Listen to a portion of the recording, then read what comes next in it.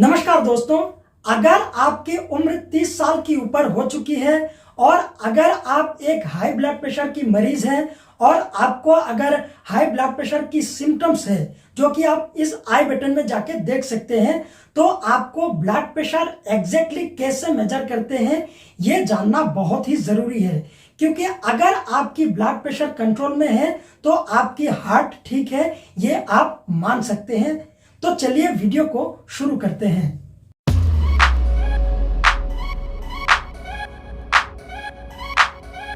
Blood pressure कैसे major करते हैं मैं वीडियो में आपको करके दिखाऊंगा कि ब्लड प्रेशर एग्जैक्टली कैसे मेजर करते हैं। लेकिन ब्लड प्रेशर मेजर करने से पहले आपको कुछ बातें जानना बहुत ही जरूरी है।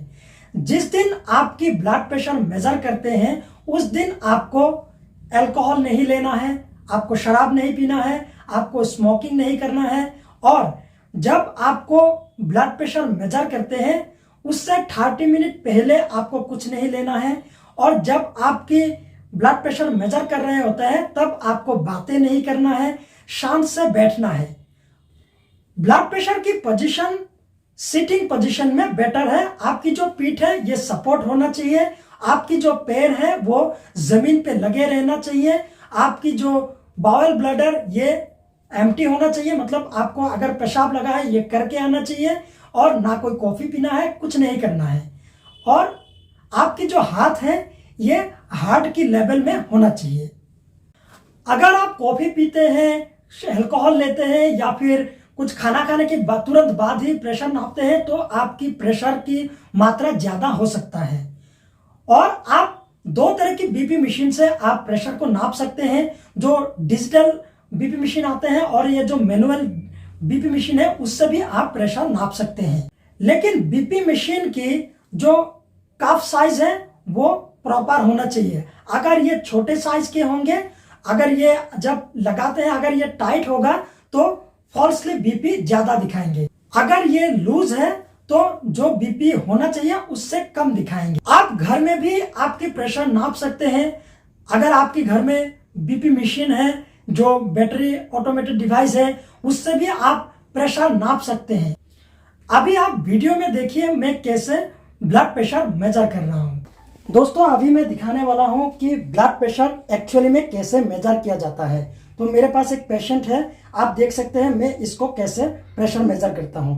पहले जब पेशेंट ओपीडी में आते हैं तब उसको स्मोकिंग नहीं करना देना है और शांत से बैठने के लिए बोलना है। उसके बाद बीपी जो कप है उसको अच्छा से यहाँ लगा देना है। और ये ध्यान रखना है कि ये जो बीपी कप है ये इतना टाइट नहीं होना चाहिए और इतना लूज नहीं होना चाहिए। और हाथ की जो पोजीशन है वो हार्ट की लेवल में होना चाहिए। और ये कफ लगाने के बाद आपको 5 मिनट वेट करना है। 5 मिनट वेट करने के बाद आपको क्या करना है, प्रेशर नापना है। प्रेशर आप दो तरीके से माप सकते हैं। एक है पाल्पेटरी मेथड जिससे आपको सिर्फ सिस्टोलिक ब्लड प्रेशर की मेजरमेंट हो सकता है, और स्टेथोस्कोप से जिसको हम ऑस्कल्टेटरी मेथड बोलते हैं उससे आपको दो ब्लड प्रेशर नाप सकते हैं, सिस्टोलिक और डायस्टोलिक। तो पहले क्या करना है, आपको पल्स फील करना है। पल्स फील करने के बाद आपको बीपी की जो कफ है उसको पंप करना है। पंप करने के बाद जहां आपको पल्स मिलना बंद हो जाता है उससे और 30 ज्यादा ऊपर ले जाना है मरकरी को। ले जाने के बाद फिर आपको 2 मिलीमीटर पर सेकेंड इसको नीचे की तरफ आने के लिए देना है। और जब आने देना है तब आपको देखना है कि कहां आपको फिर पल्स मिलना शुरू हुआ। जहां आपको पल्स मिलना शुरू हुआ उसको बोलते हैं सिस्टोलिक ब्लड प्रेशर। ये एक तरीका है सिस्टोलिक ब्लड प्रेशर मेजर करने का। दूसरा है आप स्टेथोस्कोप से यहां क्यूबिटल फोसा में आपको स्टेथोस्कोप रखना है। रखने के बाद आपको फिर मरकरी को ऊपर लेके जाना है। जाने के बाद फिर जहां आपको सिस्टोलिक ब्लड प्रेशर मिला था उसके ऊपर ले जाना है। ले जाने के बाद धीरे धीरे 2 मिलीमीटर पर सेकेंड करके इसको डिफ्लेक्ट करना है, कफ को डिफ्लेक्ट करना है। डिफ्लेक्ट करने के बाद आपको जहां पहला साउंड मिलेगा वो है सिस्टोलिक ब्लड प्रेशर, और जहां ये धीरे धीरे धीरे कोरोटकोफ साउंड मिलना खत्म हो जाएगा वो है डायस्टोलिक ब्लड प्रेशर। तो ये है एग्जैक्ट तरीका प्रेशर नापने की। अगर आपको हाइपरटेंशन है कि नहीं ये मेजर करने के लिए आपको 2-3 दिन आपको प्रेशर मेजर करना है रेगुलर। उसके बाद उसकी एवरेज निकालना है। निकालने के बाद मैंने जो क्लासिफिकेशन बताया है उसमें देखना है कि कौन से कैटेगरी में आपकी प्रेशर गिरता है।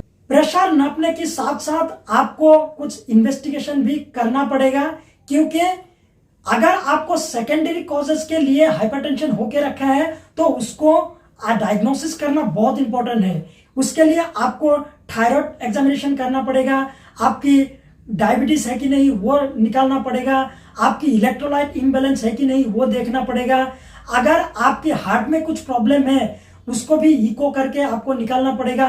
और भी कुछ इन्वेस्टिगेशन किया जाता है। आप यहां से देख सकते हैं कि आपकी सेकेंडरी ब्लड प्रेशर है कि नहीं, उसको निकालने के लिए, उसको डायग्नोसिस करने के लिए क्या क्या टेस्ट किया जाता है। अगर आप एक हाई ब्लड प्रेशर की मरीज है तो आपको 2 बार ब्लड प्रेशर मेजर करना चाहिए। अगर आप मॉर्निंग को दवाई लेते हैं तो उससे पहले मेजर करना चाहिए और एक बार रात को करना चाहिए। एक बार ब्लड प्रेशर मेजर करने के बाद 2-3 मिनट के बाद फिर आपको ब्लड प्रेशर मेजर करना चाहिए और ये करके एवरेज निकालना चाहिए। एवरेज निकालने के बाद आपको ये टेबल देखना है कि इस टेबल में आपकी ब्लड प्रेशर कौन से कैटेगरी में है। अगर आपकी प्रेशर कंट्रोल में नहीं है, ज्यादा है, तो आपको एक बार डॉक्टर से जरूर सलाह लेना चाहिए, क्योंकि आपकी ब्लड प्रेशर की दवाई कम ज्यादा करना पड़ सकता है। आज के लिए इतना ही। मैं हूं डॉक्टर रकीब और आप देख रहे थे मेरे यूट्यूब चैनल डॉक्टर ज्ञान। वीडियो को ज्यादा से ज्यादा लोगों के साथ शेयर करें। बहुत बहुत धन्यवाद।